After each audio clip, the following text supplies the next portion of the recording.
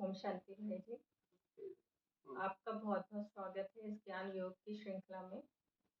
भाई जी, अक्सर हम ये एक आम बात है, लेकिन फिर भी अक्सर हम सुनते रहते हैं कि ईश्वर कण कण में व्यापी है, या ईश्वर सर्वव्यापी है, या ईश्वर सब में है, चाहे वो जानवर हो, चाहे वो पंछी हो, चाहे वो मनुष्य हो।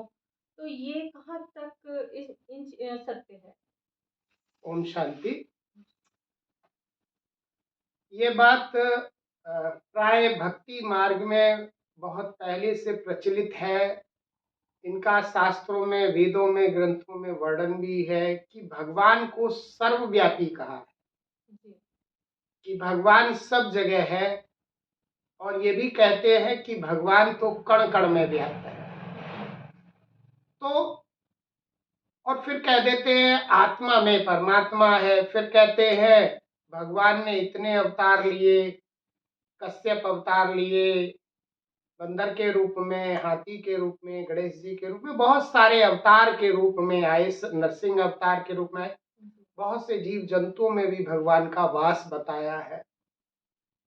और आत्मा में परमात्मा के बारे में भी बहुत प्रचलित है भक्ति मार्ग में कि आत्मा ही परमात्मा है। लेकिन इन सब के बारे में मैं एक ही बात आपसे कहना चाहूंगा कि परमात्मा, सबसे पहली चीज ये है कि परमात्मा सर्वव्यापी नहीं है, वो सर्वज्ञ है, वो सर्वशक्तिवान है, लेकिन वो सर्वव्यापी नहीं।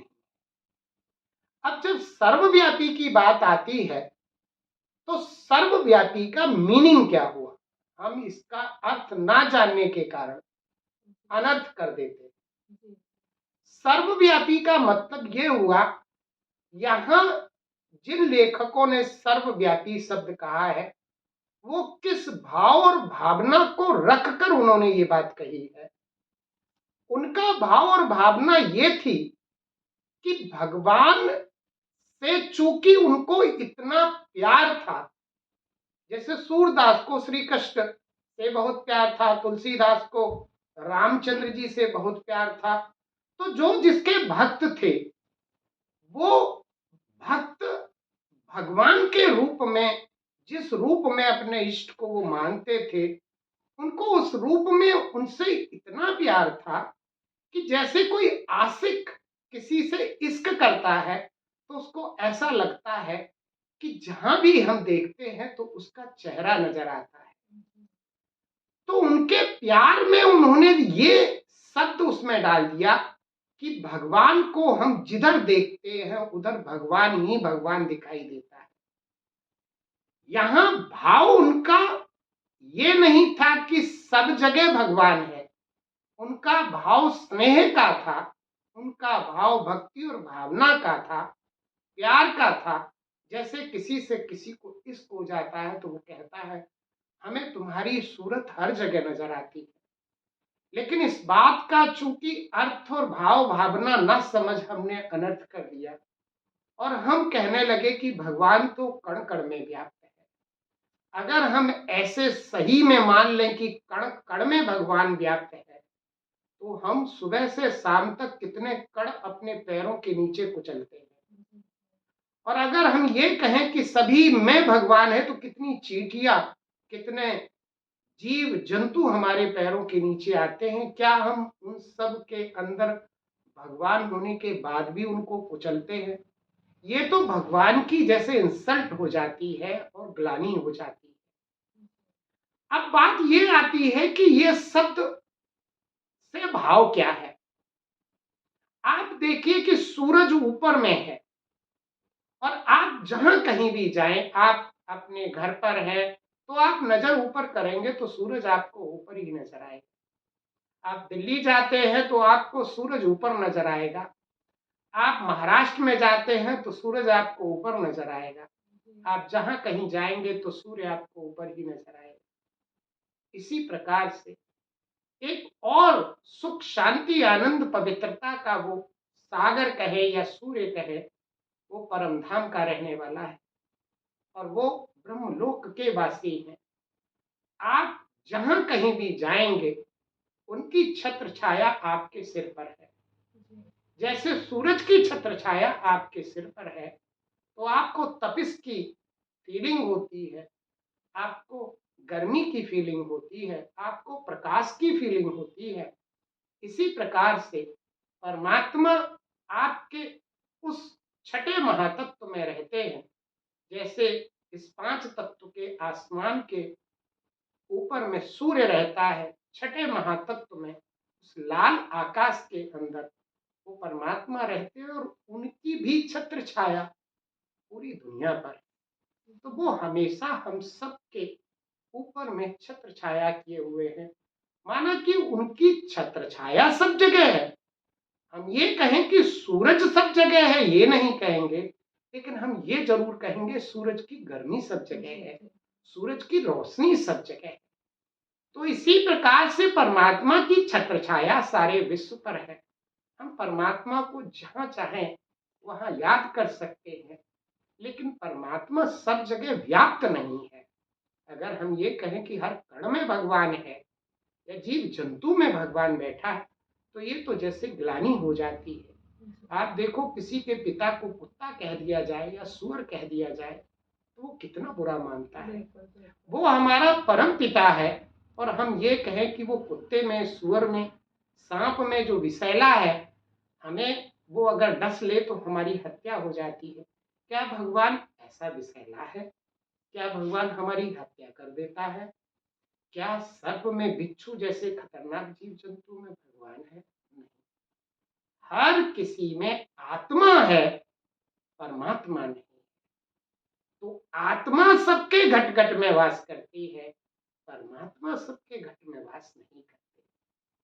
आत्मा अलग है, परमात्मा अलग है। आत्मा में परमात्मा नहीं है।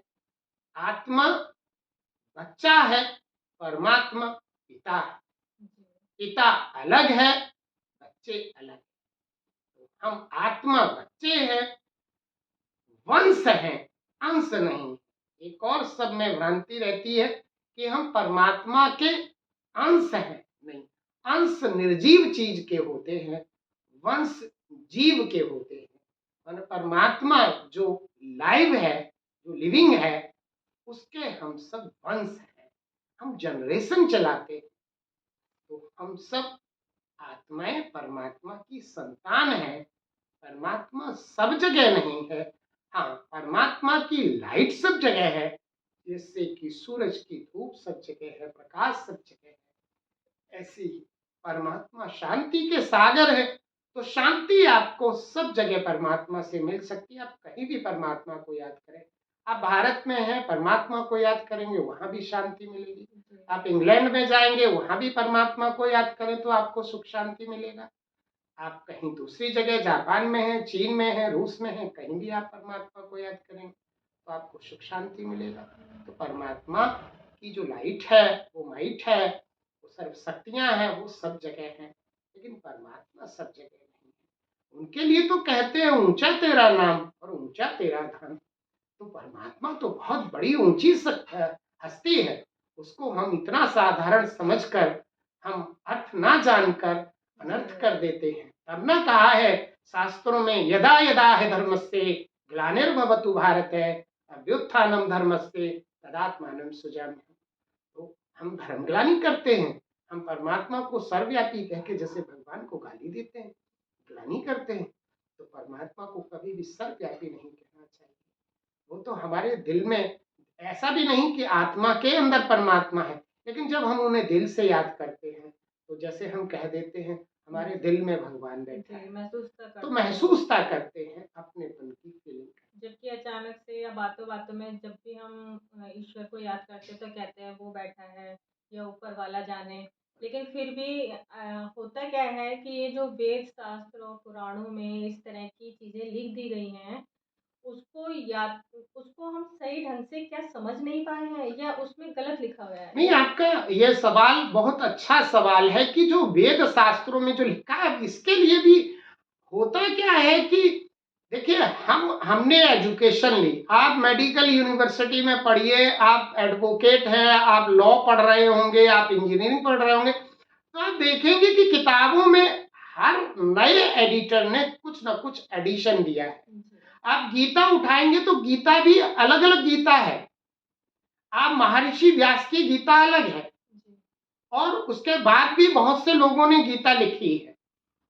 टैगोर गीता भी है, गांधी गीता भी है, गीता बहुत लोगों ने लिखी है। लेकिन जिन जिन ने की भी गीता लिखी है, जिन्होंने भी गीताएं लिखी हैं, वो गीताएं बाद में जरूर उनके अपने मन मत के आधार पर कुछ ना कुछ एडिशन की होगी, और लिखने वाले कोई भगवान स्वयं नहीं थे। जी, और जिस समय लिखी गई है, वो जब हिस्ट्री पहले बीत चुकी, उसके कई वर्षों बाद, 500 1000 वर्ष के बाद शास्त्र लिखे गए, वेद लिखे गए, उनकी कोई एविडेंस हमारे पास नहीं। जो भी लिखा गया है वो भक्ति भावना से ओतप्रोत होकर लिखा गया है। एक चीज और मेरे जो नॉलेज में आती है, आप देखिए कोई भी लेखक, कोई भी कभी जब कुछ लिखता है, तो लिखते समय आप देखिए वो बहुत सारे अलंकार का यूज करता है, जैसे श्लेष अलंकार, जैसे उपमा अलंकार। तो जब हम उपमा करते हैं किसी की, हम श्लेष अलंकार का यूज करते हैं, हम अतिशयोक्ति अलंकार का, तो जब हम ऐसे अलंकार का यूज करते हैं तो हर बात का भाव कुछ से कुछ हो जाता है। और दूसरी चीज, आप देखो अभी भी जो बात हम आपसे कह रहे हैं, जिस भाव से कह रहे हैं, आप हमारी बात को तीसरे पर्सन से आप कहेंगे, तो जिस भाव से भावना से हमने आपसे कहा, आप तीसरे पर्सन को उस भाव और भावना से ट्रांसफर नहीं करेंगे। और चौथा व्यक्ति जब इस बात को सुनेगा तो उसकी भी भाव और भावना कुछ और हो जाएगी। हो सकता है मैंने पॉजिटिव वे में आपसे कुछ कहा हो, और थर्ड और फोर्थ व्यक्ति के कान में जाते जाते वो बात नेगेटिव में परिवर्तन हो गई हो। तो हमें ये सब समझकर, इसीलिए ये नॉलेज है, वो भक्ति मार्ग है, ये ज्ञान मार्ग है। ज्ञान में और भक्ति में बहुत डिफरेंस होता है। ज्ञान में दिमाग को भी हम यूज करते हैं, और भक्ति में सिर्फ दिल से काम लेते हैं।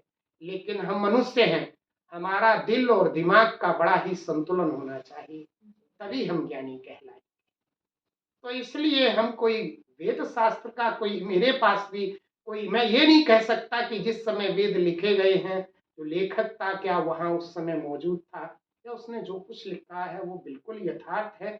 हाँ, ये जरूर हो सकता है कि हाँ कुछ सच हो सकता है, कुछ उसमें अलंकारों के कारण कोई ना कोई ऐसी भाव और भावना जरूर मिक्सअप हो जाती है कि उस बात का भाव जरूर चेंज हुआ होगा, मेरा ऐसा मानना है।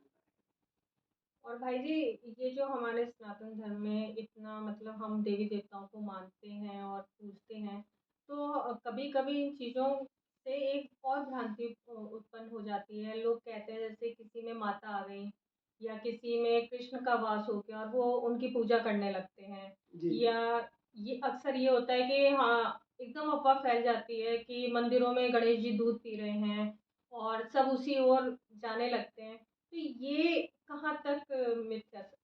नहीं, ये भी देखने में आया है और सुनने में आता है, बहुत सारी बातें आती हैं दिमाग में और बहुत सारे लोगों के माध्यम से बातें कान में आती हैं। लेकिन एक चीज समझ लीजिए, मैंने अभी कहा कि भक्ति का जो मार्ग है वो बिल्कुल अलग, और ज्ञान का मार्ग बिल्कुल अलग। भक्ति में हम ब्लाइंड हो जाते हैं। ये जरूरी नहीं कि भक्ति में हम जो कुछ कर रहे हैं या सुन रहे हैं, जो देख रहे हैं, क्या मुझे उसकी कोई भी जानकारी है। लेकिन हम एक दूसरे को देखकर बस उसको फॉलो करते चले जाते हैं, चाहे वो बात सत्य हो या असत्य हो। अब बात ये आती है कि जब ये बातें आती हैं कि गणेश जी दूध पी रहे हैं, या कहीं मंदिर में सुना है कोई कोई देवता के दर्शन हुए, साक्षात्कार हुआ, उनके अंदर कृष्ण आए, तो इसमें भी भक्ति की भावना अधिक होती है। चूंकि व्यक्ति के माइंड में ये बात सेट हो जाती है, वो इतना ब्लाइंड भक्ति करता है कि जो वो सोच रहा है वो उसके जहन के अंदर जा चुका होता है, और वो जिस रूप में अपने उस इष्ट के बारे में सोचता है, चाहे श्री कृष्ण का भक्त है, राम का भक्त है, हनुमान का भक्त है, उसको इतना टू मच प्यार करता है कि वो उसका साक्षात्कार परमात्मा के माध्यम से कहो, इसकी भी चाबी भगवान के पास ही है। जैसे बच्चा अगर रूठ जाता है और खिलौना मांगता है कि मम्मा मुझे वही खिलौना चाहिए, अब चाहे वो महंगा है, चाहे वो सस्ता है, चाहे वो उसके लिए काम का है या नहीं है, लेकिन माँ बाप कहते हैं ठीक है, अगर उसको ये पसंद है तो दे दिया जाए। तो परमात्मा भी कहते हैं बच्चे जिसकी भावना जैसी होती है उसी अनुसार उसको दर्शन हो जाते हैं, उसको साक्षात्कार करा देते हैं। कहते हैं ना, भक्ति में भी जाकी रही भावना जैसी, प्रभु मुहूर्त देखी तिन तैसी। तो जिसकी जैसी भावना होती है भगवान वैसे ही उसको दर्शन करा देते हैं, उसको साक्षात्कार करा देते हैं। किसी न किसी भाव से वो भगवान से तो जुड़ा हुआ ही है ही, उसकी भगवान भावना को क्यों तोड़ा जाए, उसको दुख होगा। जैसे बच्चे को अगर खिलौना दे दिया जाए और अगर वो टूट जाता है तो बच्चा रोता है, तो माँ बाप क्यों चाहने लगे कि बच्चे का खिलौना टूट जाए। तो अगर बच्चा कोई ऐसा है, भक्ति कर रहा है, उसको एक जिद है कि नहीं मुझे तो श्री कृष्ण के ही दर्शन करने हैं, मेरी तो उसी भावना, तो भगवान उनको साक्षात्कार करा देते हैं, उसकी उस भावना को पूरी करा देते हैं। बाकी इसमें कोई ज्ञान से उसका कोई रिलेशन नहीं है, ज्ञान अलग है, ज्ञान एक लाइट है और उसमें और भक्ति मार्ग में बहुत बड़ा अंतर है, उसको उसका कोई। अक्सर यही सारे प्रश्न लोगों के मन में उत्पन्न होते थे, आपने उन सब चीज़ों का उत्तर दिया, उनका मार्गदर्शन किया, उसके लिए आपका बहुत बहुत शुक्रिया भाई जी। एक नई श्रृंखला में फिर हम आपका स्वागत करेंगे। ओम शांति। ओम शांति।